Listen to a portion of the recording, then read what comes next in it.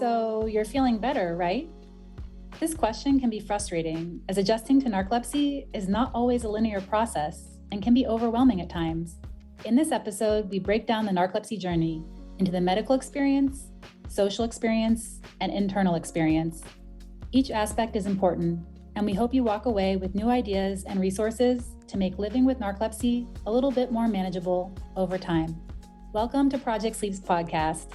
Project Sleep is a 501c3 nonprofit organization dedicated to raising awareness and advocating for sleep health, sleep equity, and sleep disorders. I'm your host, Julie Flygar. We're so glad you're here as we work together towards making sleep cool. On this podcast, all guests express their own opinions. While medical diagnoses and treatment options are discussed for educational purposes, this information should not be taken as medical advice. Each person's experience is so unique, which is why it's so important to always consult your own medical team when making decisions about your own health.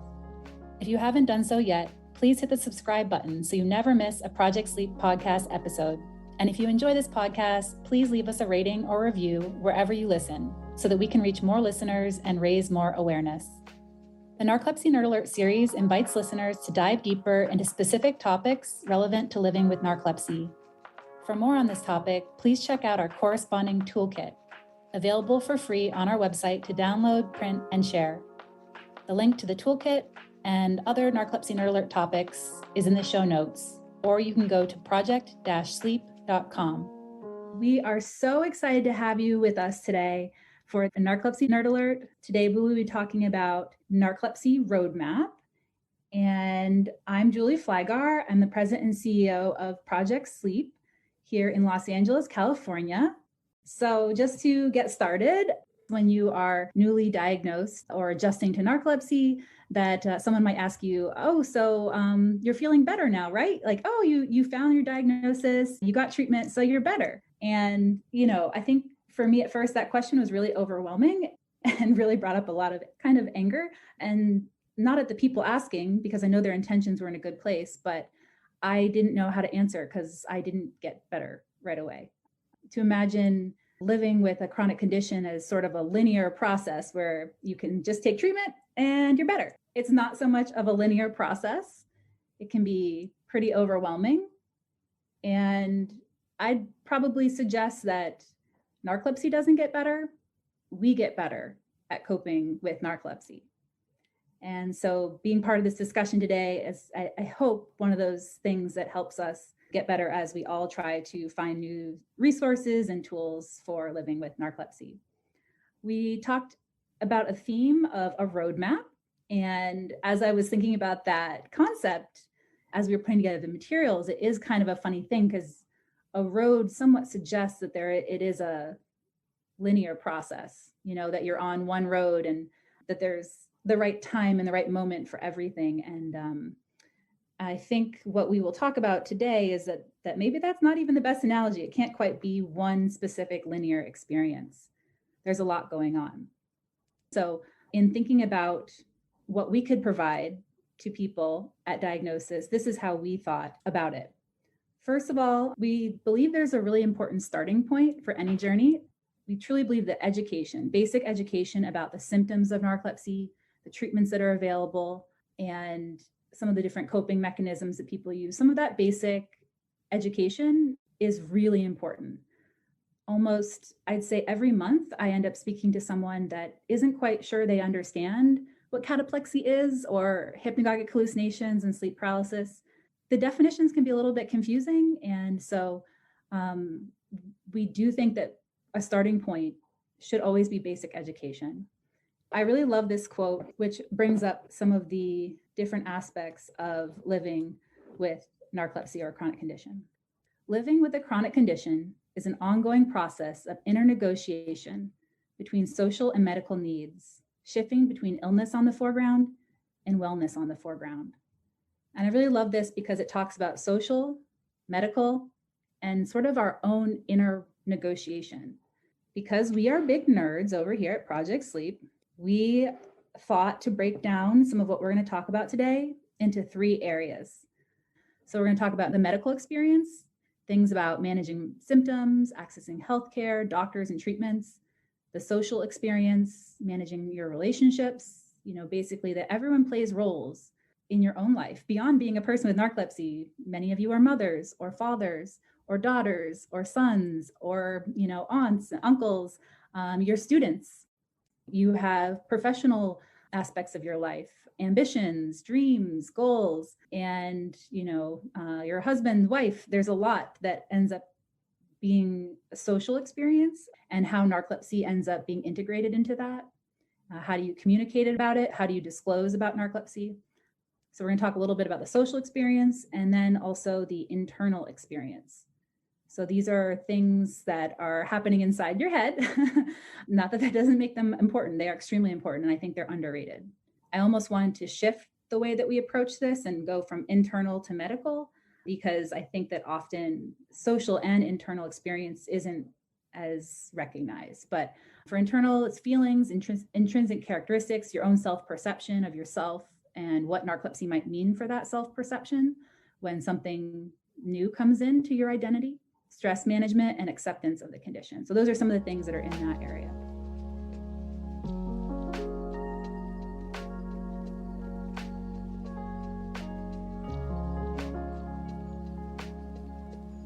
So when we talk about medical experience, again, these are just some things to get you guys talking and thinking out loud and help us brainstorm. These are not an exhaustive list by any means of important concepts, but these are just some of the things that we thought to get started with.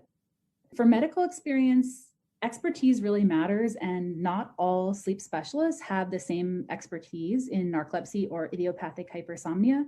And I think that is unfortunate. Of course, we wish there were more specialists in, every major city of this country and around the world, right? But it is important to know that the person who diagnoses you may or may not be a really true expert or have a ton of experience in treating people with narcolepsy. And so I do encourage people to think about getting a second opinion, not in like that we don't believe that, you don't believe the doctor about your diagnosis, maybe that's the case, but just in gathering more information and more opinions. One of the things that makes me always kind of, I don't know, feel a little bit uncertain, but this is the truth about science, is it's an art. Medicine is an art. And part of that, I guess, is that some of the best specialists, even in the country, I'd say, don't always have the same opinions. That's how varying people's opinions can be. And so I think that's just really important to think about, getting an extra opinion at any point in your journey, and to feel okay about doing that. I think often we think that you're in a relationship with your doctor in which, like, if you were to seek a second opinion, that you were somehow breaking up with them or, causing some sort of, but you are not, dating your doctor. You don't have to worry. It's not a breakup. So just be empowered to pursue more medical attention. Finding optimal treatment with narcolepsy is a journey. Okay, I'm sorry I have so many dating analogies, but I think that when you are newly diagnosed, you might want the first treatment to be the right one.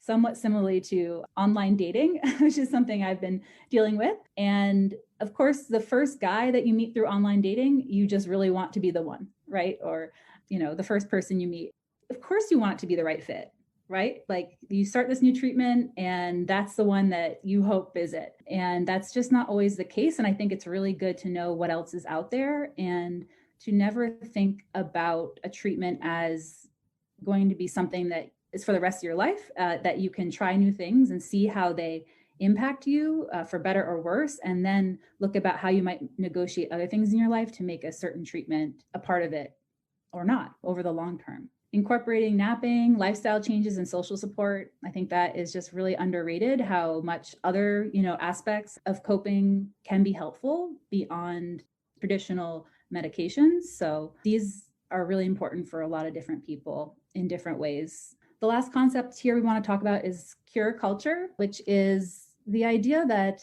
in our society, there is an emphasis on feeling better, on getting better, and we're all for looking for different tools and ways to be better. But there is also this overarching feeling that we should somehow be able to cure or get fully better. And so I just love this quote from Tony Burnham's book, How to Be Sick, which is a very Buddhist approach to dealing with illness. And she says, I blame myself for not recovering, as if not regaining my health was my fault, a failure of will somehow, or a deficit of character.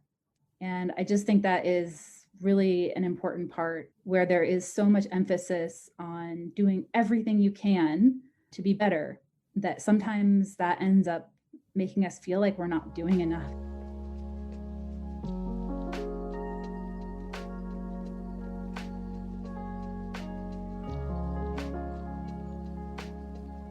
Okay, so talking a little bit about the social experience, such an underrated part, I think, as well. Often I think there is a feeling, I know it was true for me, and I hear it from a lot of people that they have narcolepsy and they're trying to explain it to others in their life, whether that is to their family members or their peers at school or work or, supervisors, teachers, so many different people to try to explain narcolepsy to. And often we don't quite always understand it or how best to articulate it. And in future podcasts, we will talk more about communication skills for sure and best practices and all that because we're nerdy. But for today, we just want to kind of emphasize the point that there are going to be people who don't get it. And that's just a really big challenge. And we don't necessarily think we have solutions to every one of these things that we've listed here, but it's an important part of the experience to somewhat be prepared for, I think, and to know that I think over time, you can find new people in your life who might get it, whether that's other people with narcolepsy through some of the great narcolepsy communities that are out there, or even other people who have faced different kinds of adversity. So I know one of my best friends, when I moved to DC, we were in a writing group together and she had experienced a tragic loss of a daughter in her life. The overlapping experiences, especially the social experiences and the isolation we felt all at once, was very similar. It remains one of my best friends to this day. So I think there is, important to know that not everyone will get it. And that I think no matter how well spoken you can be and no matter what best practices we share, at the end of the day, some people might never get it, but there will be new people that you will find in your life that do. Emotional versus a transactional approach, something that has been increasingly important to me to think about. Sometimes we want people to get it in a way that's emotional. We want them to end up maybe seeing the light that this is such a serious condition and I'm so sorry you have to deal with it. And you want a big hug and maybe like a good cry, like the moment I had with my dad after attending Narcolepsy Network's conference where he just got it, right? And we had this emotional bond.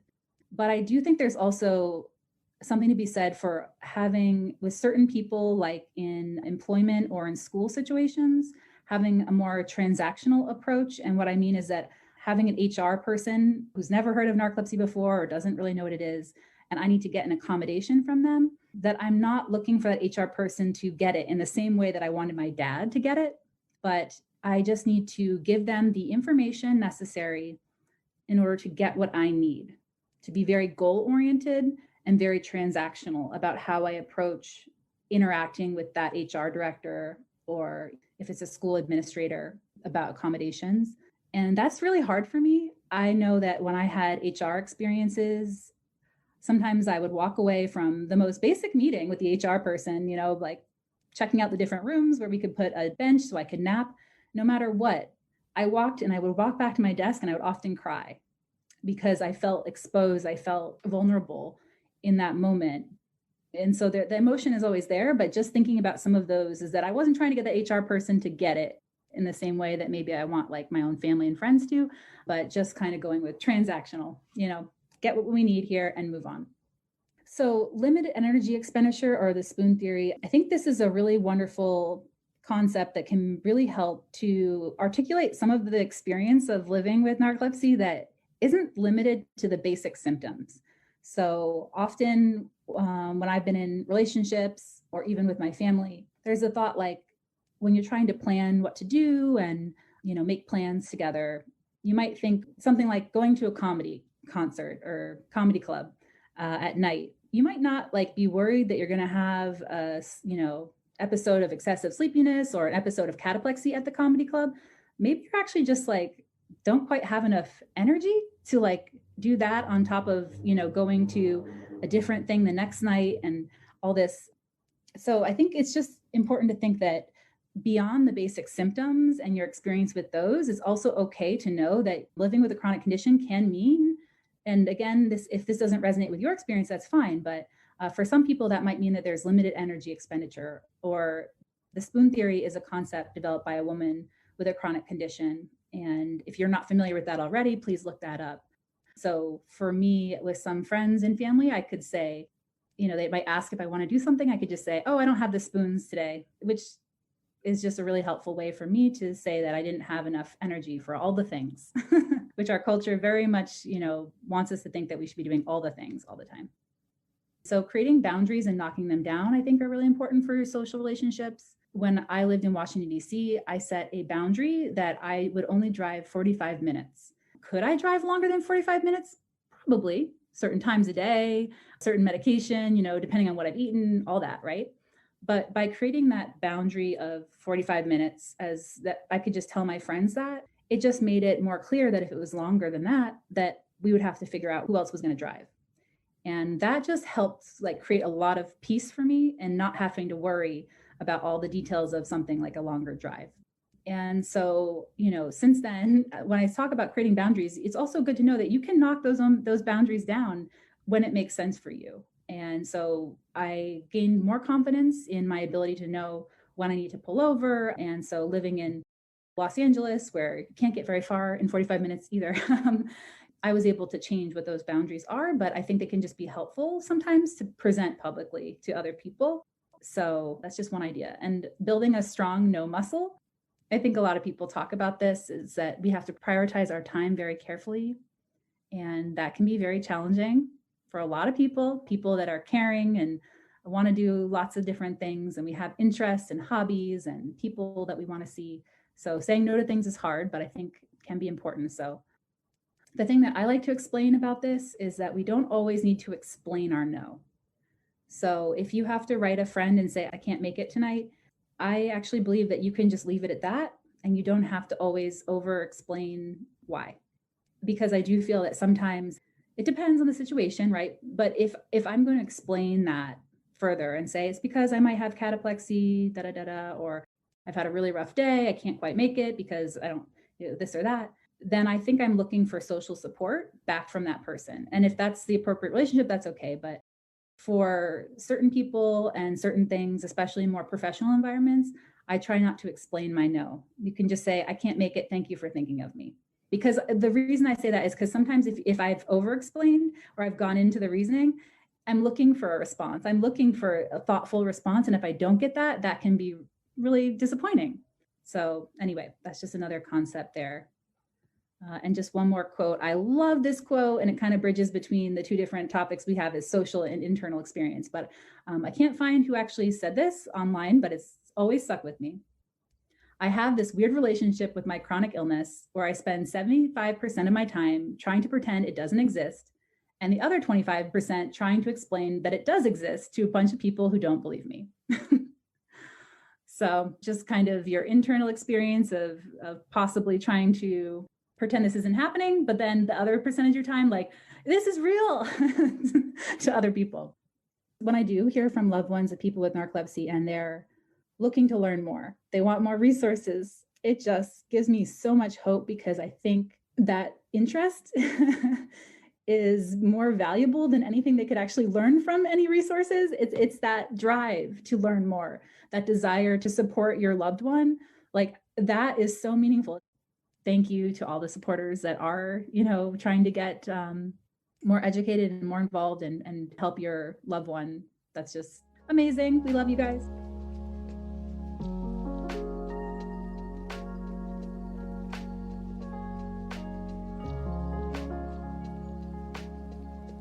So let's just talk about the internal experience, kind of like thinking about acceptance and some of the internal experiences. And all these are very intertwined, right? A lot of our social dynamics end up affecting our internal experience and back and forth. So as mentioned in that last quote, this concept of pretending narcolepsy doesn't exist. I don't know if you guys have been there, who's been there, that when you were first diagnosed, you just wanted to kind of pretend it wasn't there. That was me.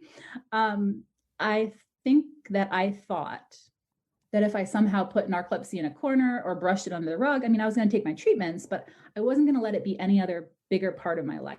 Okay. It was just going to be this small little compartment. And if I did that, I, Julie, was not letting narcolepsy get the best of me. No way. Over time, I think I realized that that approach actually made me weaker and not prepared to be the best version of myself with narcolepsy. And so by opening up to learn more and think more about my narcolepsy and meet other people and become more engaged, it did not make me weaker. It did not mean that narcolepsy was beating me. It actually meant that I was creating a stronger version of myself and being the best that I could be with narcolepsy. And that was actually truly winning. So I don't know if that resonates with people, but I think that was a big part of a transition experience for me. Another concept that I definitely talk about in my book and like to bring up in presentations is that sometimes your biggest critic is living in your own head. I think we've all probably been there.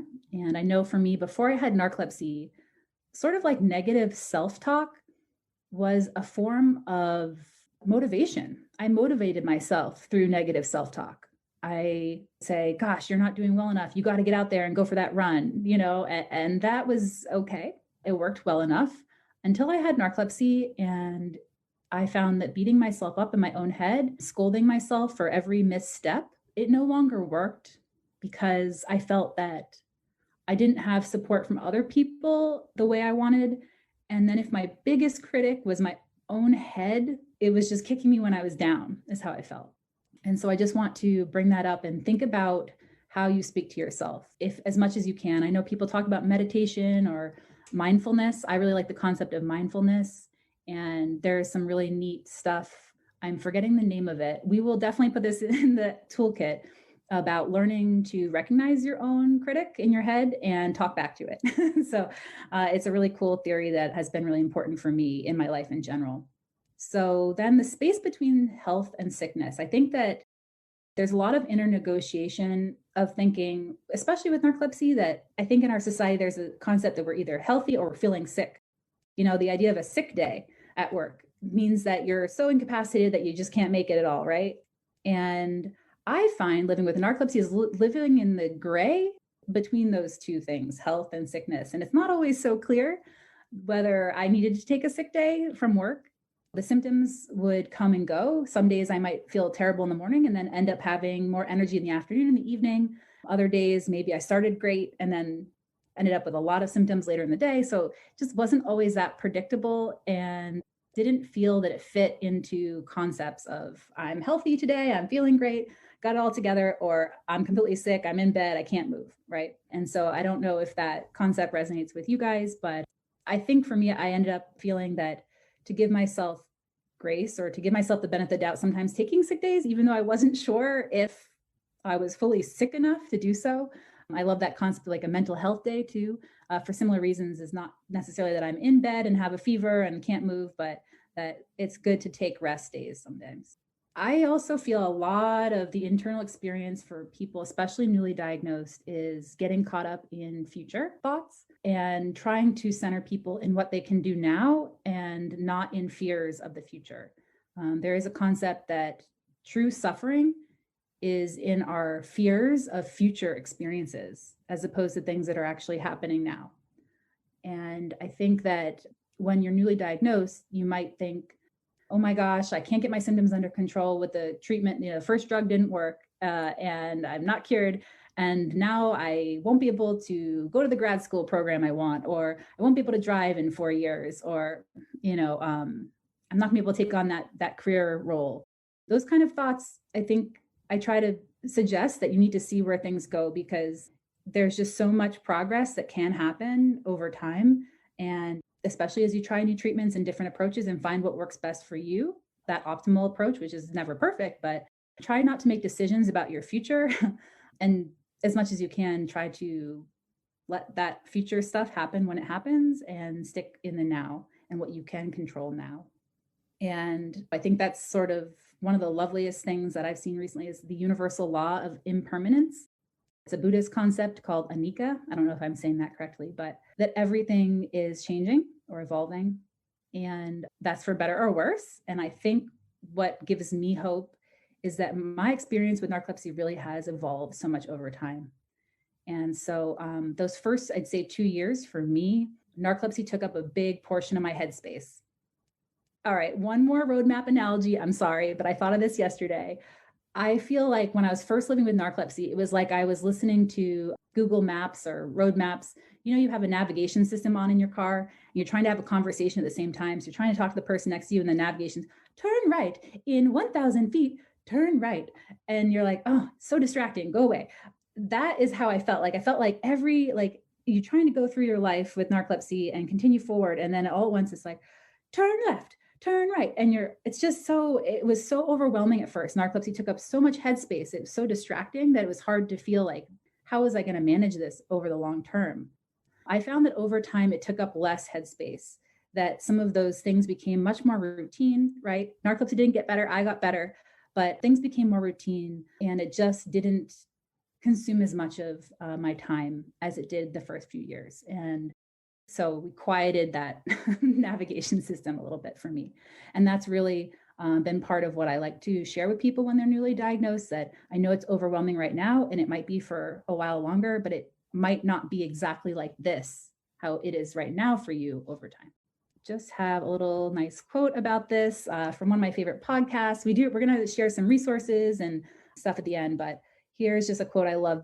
This is a planet full of people evolving. And it's from the This Is Not What I Ordered podcast. And it was Allison Sittinger, I guess, who said that. So I just think that is such an important thing to remember, that we are always evolving. When you're newly diagnosed, it's not like anyone even brings you flowers or, balloons or sends you cards. And yet something has shifted. And often it's not as visible, right? I know when I was diagnosed, I'd always been on a diet my whole life, pretty much since I was 13. And I'd always been a little bit, chubbier or whatever. And when I started the narcolepsy medications, I lost some weight. So I actually kind of looked better than I ever had by certain standards, which I don't want to probably, whatever. It's a whole different thing. But so externally, I actually looked probably a little bit healthier by some people's standards. But this time, my internal experience was I was not feeling well.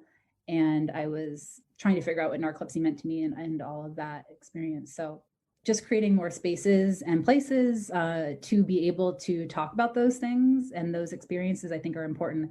I think journaling can be helpful too. I love the concept of dance. It truly is whatever works for you. Journaling, writing, expressing yourself in different ways, therapy, support groups. There's just so many different opportunities depending on what you like.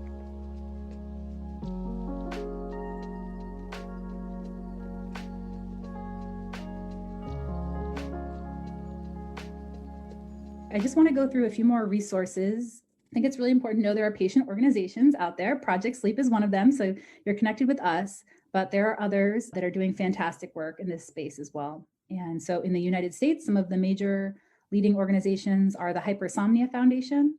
All of these have such great resources. And the Hypersomnia Foundation is really focused on idiopathic hypersomnia, but also goes beyond that. And as we are all doing right now, they're doing more online. Check out, some of their different events. Narcolepsy Network is another wonderful organization in the US, and they are doing, I know, online support groups right now, and also some different mini conferences, I believe. And they have a wonderful youth ambassador program that helps to train young people to be ambassadors and raising awareness. Obviously, you're here, so you're familiar with Project Sleep, hopefully, and our programming. And, we'll be talking more about becoming a narcolepsy advocate and our efforts in the advocacy space and awareness as well. So we have the Rising Voices of Narcolepsy program that we hope that some of you will sign up for this summer to train you on sharing your story with narcolepsy to raise awareness. Wake Up Narcolepsy is another wonderful organization, and they have a fantastic podcast called Narcolepsy 360, along with doing some educational events throughout the year. And They also host online support groups. They have quite a robust structure around those support groups online. So I think that's a really powerful program that they've taken on, and hope that you will join them for a support group meeting. There's international organizations for our friends around the world. I'm not sure if people are tuning in internationally today, but I didn't list all of them. I know there's 27 different organizations that are co-leading the World Narcolepsy Day. And so I have all those listed on Project Sleep's World Narcolepsy Day webpage. You can see all of those around the world. A lot in Europe. There's Narcolepsy Africa. There is a group in Japan and Australia and Argentina and Brazil. So really almost every continent. So yeah, it's just really important to know that those organizations are out there, and a lot of them have really great programming. Because we're nerds, we love books, possibly. I don't know. There's different forms of nerdiness. I do love books. So I just listed some of my favorites, some that are narcolepsy specific and some that are not. How to Be Sick, I mentioned that one by Toni Bernhard. It is a Buddhist approach. She used a lot of Buddhism terms, which I just think is really neat to learn about because I love learning.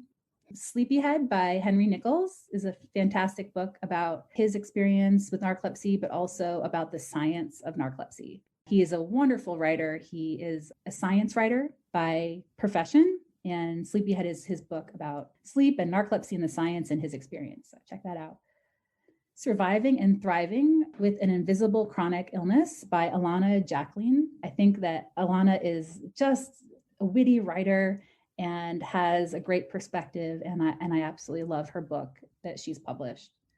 There is No Good Card for This by Kelsey Crow. This is one of the books that has meant the most to me in my own understanding of how a chronic condition is one of many things that makes people feel kind of socially awkward and not know what to do or what to say. And there are many different areas that this book talks about, from chronic illness to infertility to grieving the loss of a loved one. And it really touches on a lot of different aspects of some of that social disconnect that happens when there's major adversity in someone's life. So definitely recommend that. It's also very visually stunning. She worked with an amazing graphic designer on that book.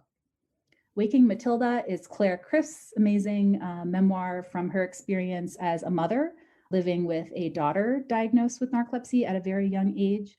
So definitely recommend Claire's book about that experience. And then, of course, my own, I guess, Wide Awake and Dreaming is my personal memoir. And, honestly, every day there's always new stuff that's coming up on Amazon. So another good thing is always just to search on Amazon for the word narcolepsy and see what you find and see what you like and let us know. Additional resources include Narcolepsy 360 podcast by Wake Up Narcolepsy is a wonderful new podcast they've been doing. I think it's their third season now. Super cool. And a lot of different perspectives from researchers to people with narcolepsy and loved ones. This Is Not What I Ordered. That's the podcast I mentioned a few minutes ago by Lauren Selfridge. Lauren is a therapist by training or by profession, and also a woman living with multiple sclerosis. And so she has a podcast featuring many different people with different chronic conditions. And I think just her therapist perspective really is a cool perspective that she brings as a host of that. Also, Lauren's website, if you look up This Is Not What I Ordered, her website also has a link to therapists that consider themselves having an expertise in the chronic illness space. So not that might necessarily, that's not comprehensive across the country or whatever, but she is trying to collect a list of therapists that believe they have an expertise in that area, which I think is really exciting because that's something that I think could be helpful for some people to have a therapist that has that area of expertise. There's the Narcolepsy Chat or NChat on Twitter every month. I believe it's the first Saturday of every month at 5 p.m. Eastern. And so you just kind of follow along with that hashtag, and they have great questions every month, prompt questions, and it's a good way to connect with people around the world. And also just really encourage people to follow the hashtag narcolepsy on Instagram or TikTok. I'm not personally on TikTok, but I hear there's some great narcolepsy content on there. So, it's just always so encouraging how wonderful and how creative people are increasingly in creating content that has to do with their experience. I just believe in storytelling, and that's why we've created the Rising Voices program now so that we can share your stories. Not everyone will get it, but there are certain techniques that someone uses in writing a book or in building a story. And we're just huge dorks about that and love those, utilizing some of those best practices in helping you frame your story in a way that will increase empathy and decrease stigma. So my last pitch there, if you want to increase, your ability to tell your story, because everyone's story is like, there's just so many different ways that people share things and so many different experiences, and they're also important. So we're just trying to do that through Rising Voices now. Please, if you haven't already signed up for our e-updates specifically for Narcolepsy Nerd Alert, please do. We're creating in addition to Project Sleep's like big listserv of everyone that likes to know what we're doing, the Narcolepsy Nerd Alert e-updates are going to be more specific to that group and allow us to email you, to send you the toolkits afterwards and the video links. And so please do. And if we have new announcements, because we really do believe this is a community of people that are interested in learning. And again, please do share this, because you just never know when you're going to reach someone that needs to know what narcolepsy is. And if this could possibly be that catalyst for someone, that's just an amazing thing. Oh, also, when you do sign up for the news updates, you have the opportunity to write in what future topics you'd like us to cover. Well, thank you guys for tuning in, and we hope that you stay well, stay safe, and stay nerdy. Uh-oh, just came up with that one. We will see you again soon.